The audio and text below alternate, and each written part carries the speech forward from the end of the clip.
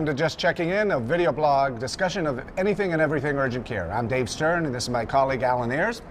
Now and then we'll be checking in with you, discussing all sorts of items related to urgent care, from marketing to billing to startup, and we'll be talking about anything you're interested in as well. So send in your questions. We'll be happy to discuss them here on Just Checking In. So, Alan, you have something up for us here this morning? Yes, definitely. When we talk about marketing, it's been said that marketing starts with the mind of the consumer and then works backwards through a supply chain to create a product or service that consumer would ultimately need, want, desire, would spend their money on. And what's interesting is... So help me out with that. Okay. So marketing starts with the consumer. I got that. Right.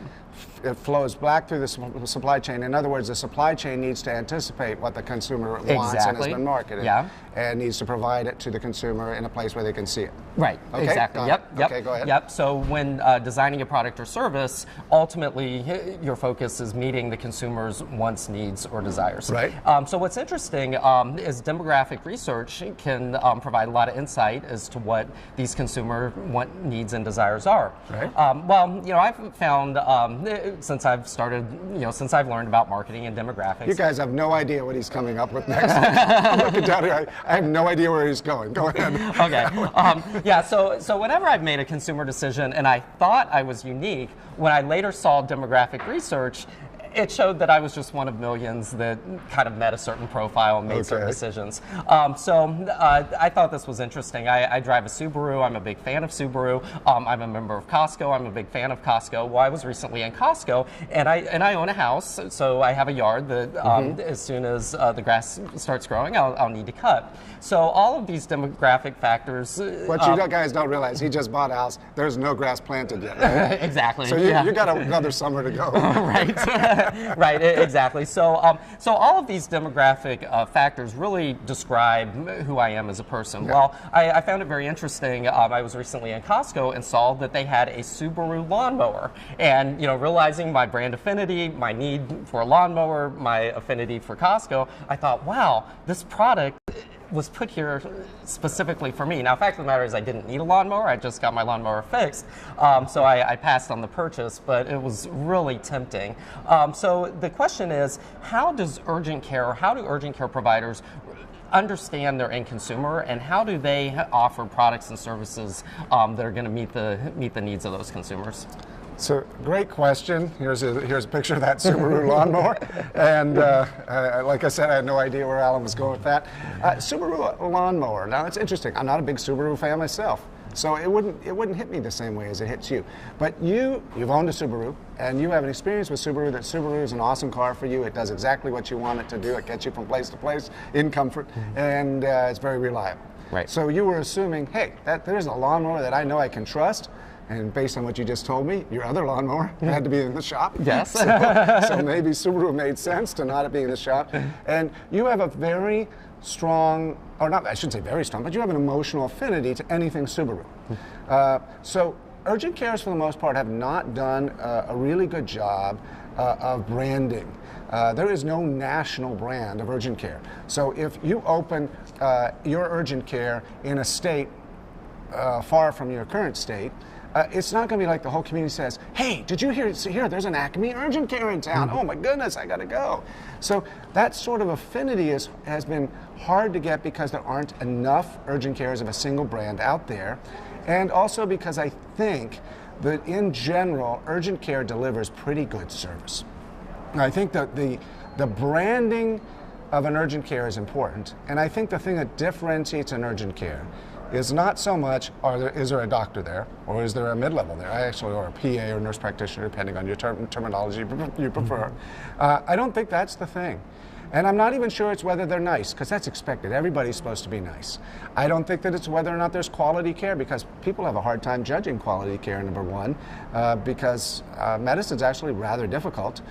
It is, if you're a doctor and listen to this, you're used to patients lecturing you on what they have and how you should treat it. But the truth of the matter is they don't really know.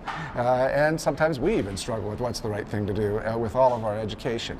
So I don't think it's all of those things. I think what is going to drive the real separation and the branding of the urgent care chains, as we start to see urgent care chains start to have 100, 200, and even potentially here in the next few years, 1,000 centers. And now you'll start to have people say, oh, there's that urgent care, and this is how I feel about it. Because there's a general feeling you must have about Subaru. Right. So in my mind, the feeling that folks generally have for an urgent care is they took care of my problem and it was okay. What I think urgent cares need to be challenged to do, especially in these large chains, is produce a different experience. Some people have tried to produce a different experience. We have some friends who have done things such as put a movie theater in the waiting room. Right. Truthfully, I don't think people go to the urgent care to see a movie. It's cool, it's fun, it's nice. Yeah. It's nice to have a children's play area. That's cool and fun and nice too. But what do people want from urgent care? They want to be in and out as quickly as possible. Right. They expect quality care, they expect friendly service, but what they don't expect from urgent care is a seamless experience where almost every part of the experience is focused on them. We jokingly say when you go to an urgent care that just opened, patients will say, the providers will call me and say, patients just love our urgent care. They tell me it's like they're the only person in the clinic. And indeed, they are the only person in the clinic. So no surprise they feel that way. But this is a little different. This is creating a waste-free visit. Most of a patient's visit in most urgent cares involves a lot of waste. The main waste, if you're familiar with lean talk, is waiting. They're just waiting for the nurse to come in. They're waiting for the physician to come in. They're waiting for the procedure to start. They're waiting for the procedure to be finished. They're waiting to get their instructions. And that is actually the majority of time that they're in the clinic. And it's true in a lot of areas of life. For example, if you ever look at a coach of a 5-year-old soccer team, what he is teaching those kids is not soccer. He's teaching them how to stand in line 9 times out of 10. Yeah.